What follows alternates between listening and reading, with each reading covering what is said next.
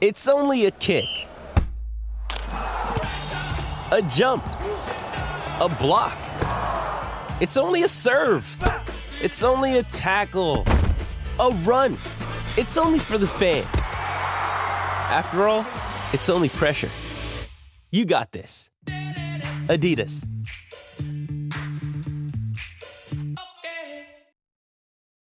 This episode is brought to you by Hyperice, the leader in advanced warm-up and recovery technology. They have tons of innovative products, like Venom-heated wearables to help soothe sore back muscles, Normatec compression boots to speed up recovery and increase circulation, and Hypervolt massage guns to improve mobility. Loved by athletes like Naomi Osaka and Erling Haaland. Try them yourself. Get 10% off your order with the code MOVE at hyperice.com. Does Monday at the office feel like a storm? Not with Microsoft Copilot. That feeling when Copilot gets everyone up to speed instantly? It's sunny again. When Copilot simplifies complex data so your teams can act, that sun's shining on a beach. And when Copilot uncovers hidden insights, you're on that beach with your people, and you find buried treasure. That's Microsoft Copilot. Learn more at Microsoft.com/AI for all. Introducing Royal Caribbean's newest ship, Icon of the Seas, the ultimate family vacation. The ultimate 6 slides, 8 neighborhoods, 0 compromise vacation. The ultimate never done that, can't wait to do it vacation. The ultimate chillin' by a different pool every day of the week vacation. This is the Icon of Vacations. Icon of the Seas, arriving in 2024. Book today. Come seek the Royal Caribbean. Ships Registry, Bahamas.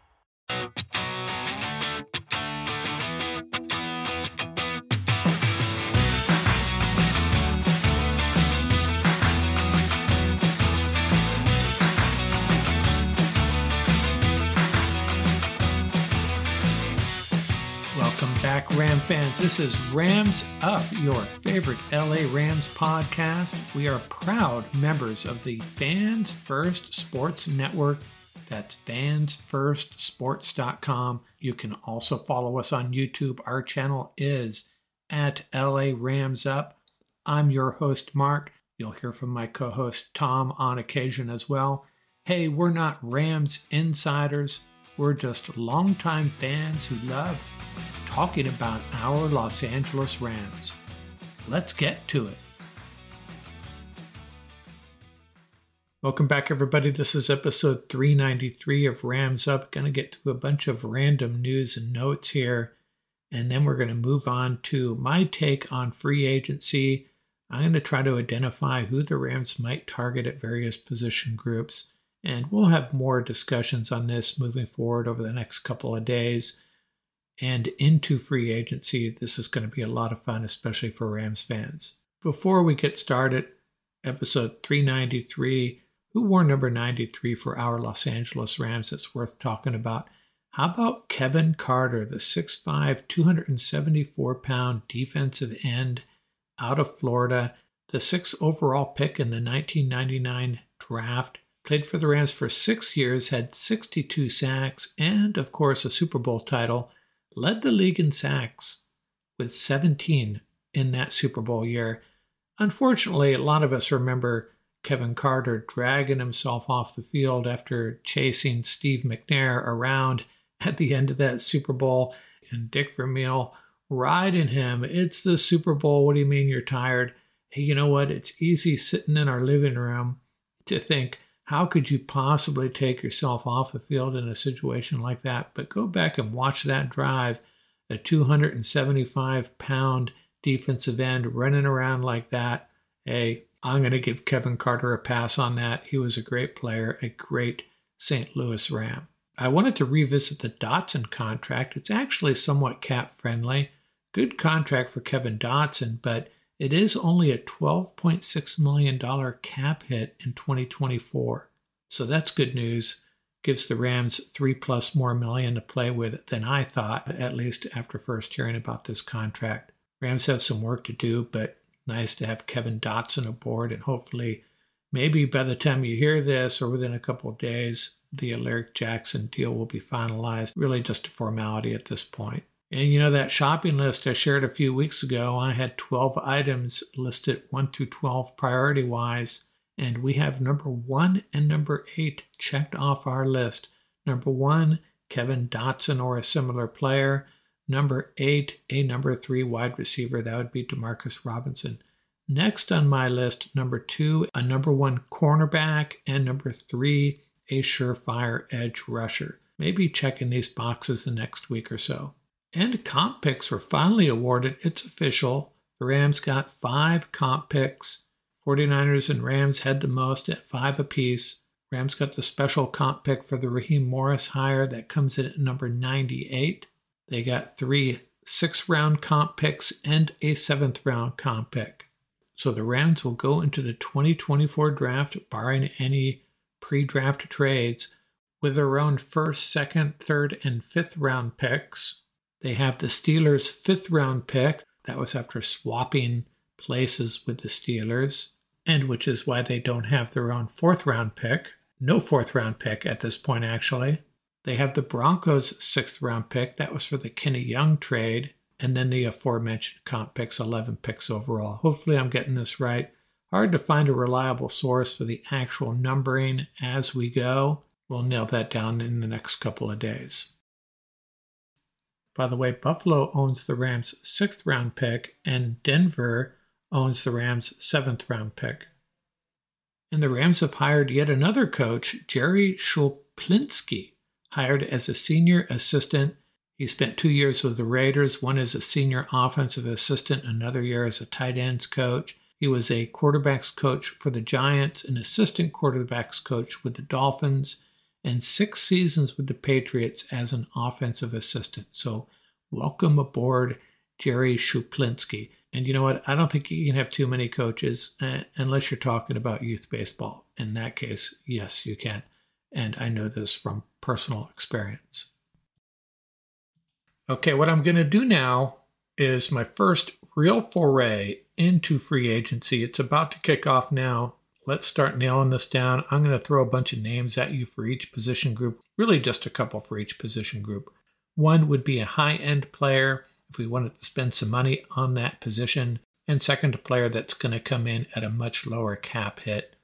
You can't spend a lot of money on every position. Got to figure it out. Where are you spending the money, and where are you going to try to just get by with a backup, a fill-in guy, a rotational guy at whatever position. I don't feel strongly about any of these players, to be honest with you. It's just to get the conversation rolling.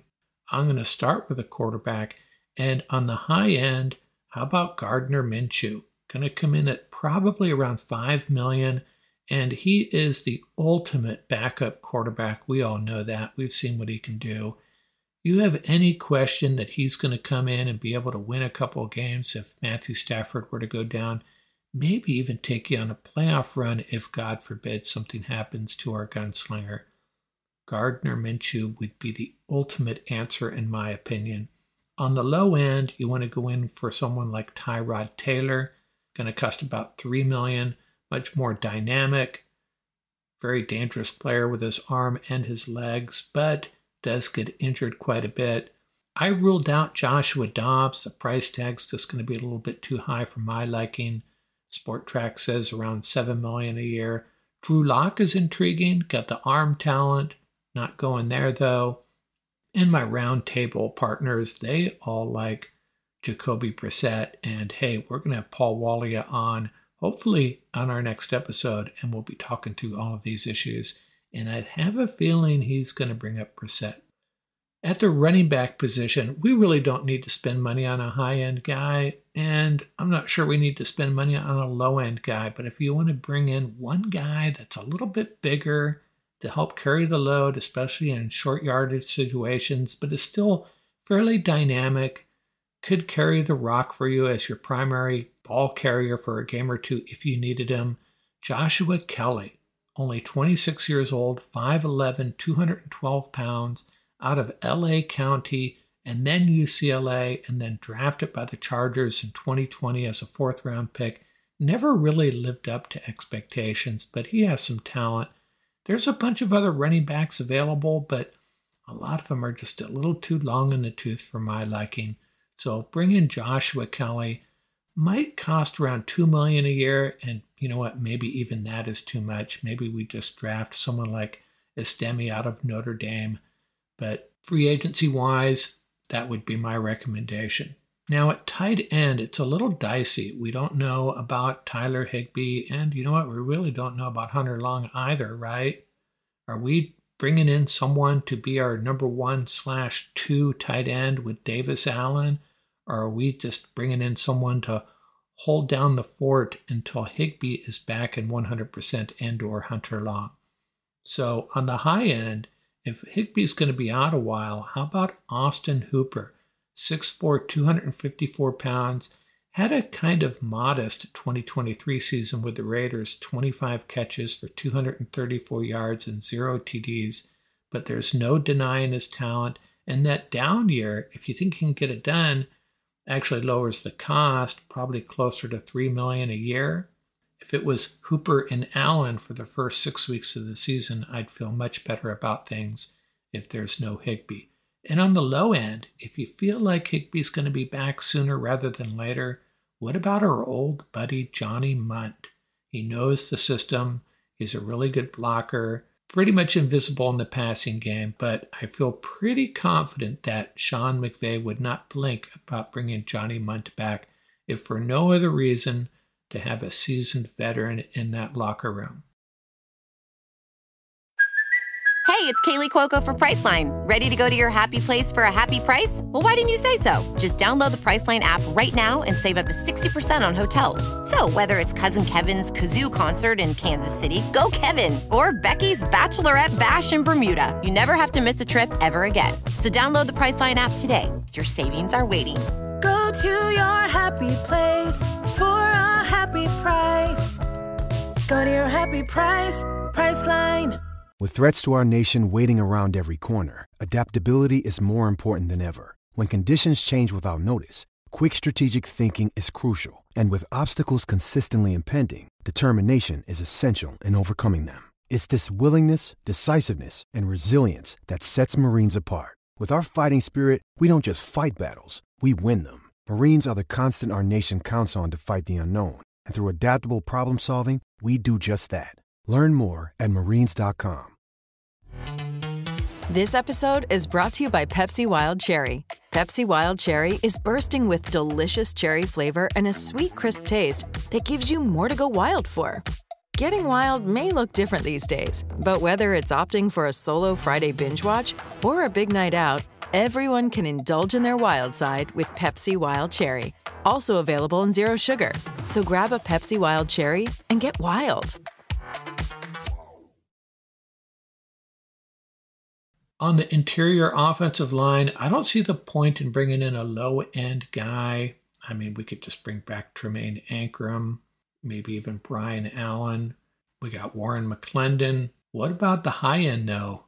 Just imagine if we brought in Lloyd Cushenberry at about $8 million a year, Alaric Jackson, Steve Avila, Lloyd Cushenberry, Kevin Dotson, and Rob Havenstein. How about that? Nothing more to say, really. I'm not going to talk about right tackle, but let's talk about left tackle. They're saying Tyron Smith could be had for $7.4 million a year or thereabouts. You know what? I'd be all in on that. Not sure how Alaric Jackson would feel about it. Alaric Jackson becomes our swing tackle guard, I guess, and we move on from Noteboom, something like that. Tyron Smith on a one-year deal. If the Rams really wanted to go all in, as they tend to do, that might be a move for them. At wide receiver, again, a little bit dicey. What are we trying to do here? Are we trying to bring in insurance if Cooper Kupp isn't 100%, or are we trying to displace Demarcus Robinson as our number 3 wide receiver, a guy that we just signed to a one-year contract? Well, let's just say Cooper Kupp's going to be healthy, but with some concerns about his health. I mean, that's pretty much where we're at, right? So the obvious choice is OBJ. Going to be pricey, though, probably north of $10 million a year. But man, I would just love to see him back in a Rams uniform. Now on the low end, maybe a little bit more realistic, how about KJ Osborne?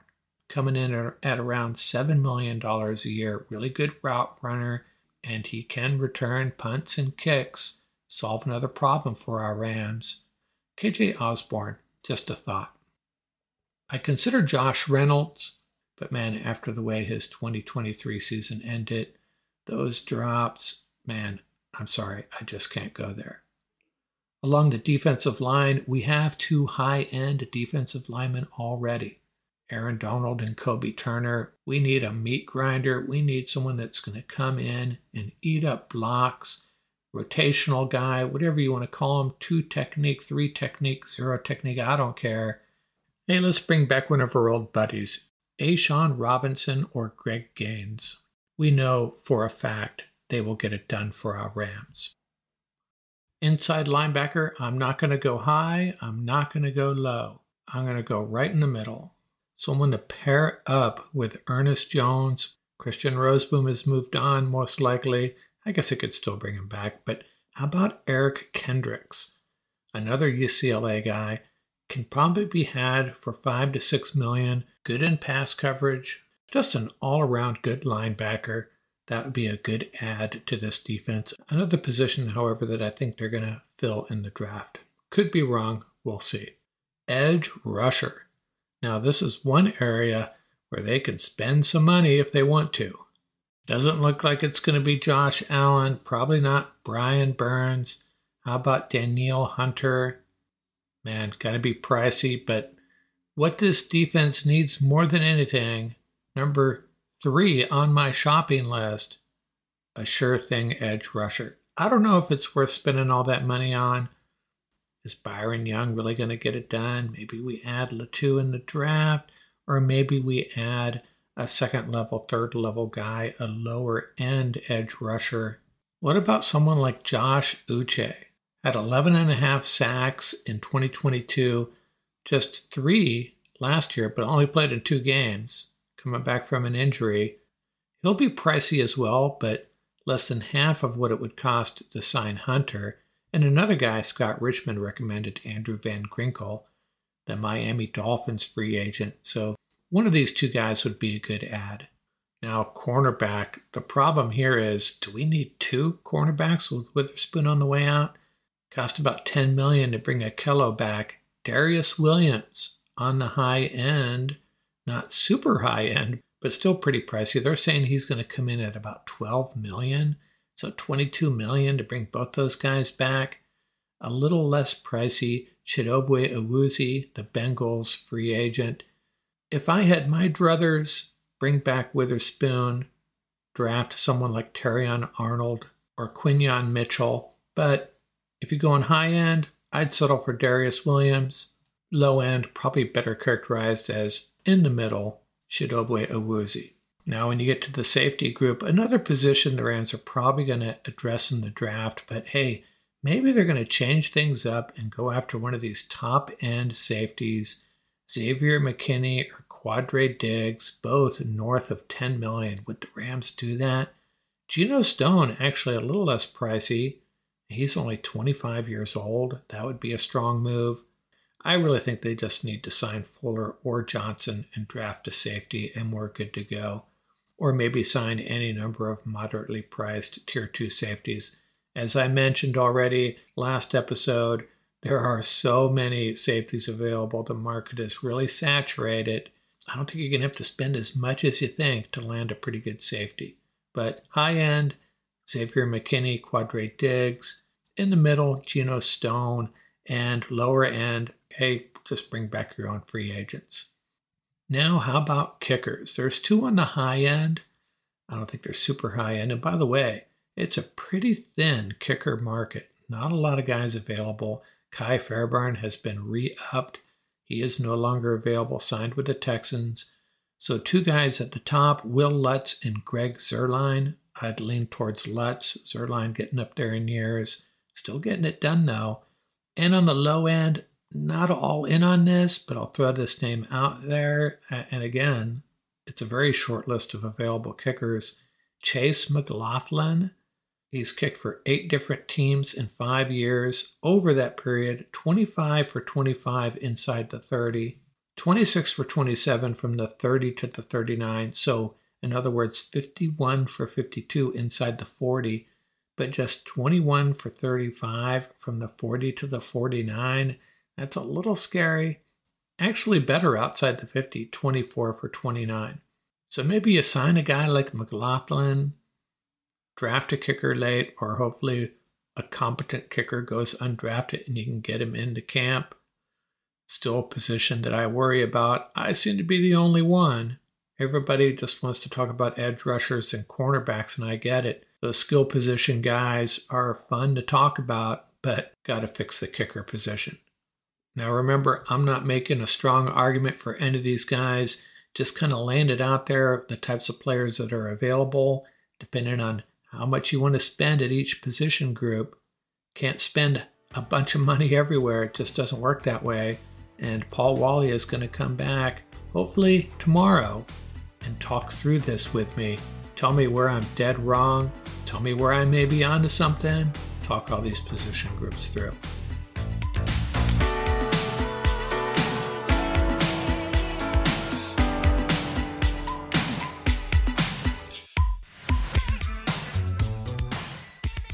That's going to do it for this episode. Remember, you can reach us at ramsuppodcast@gmail.com. And don't forget about our YouTube channel. Our handle is at laramsup.com. Till next time, keep the horns up, stay safe, and have fun out there.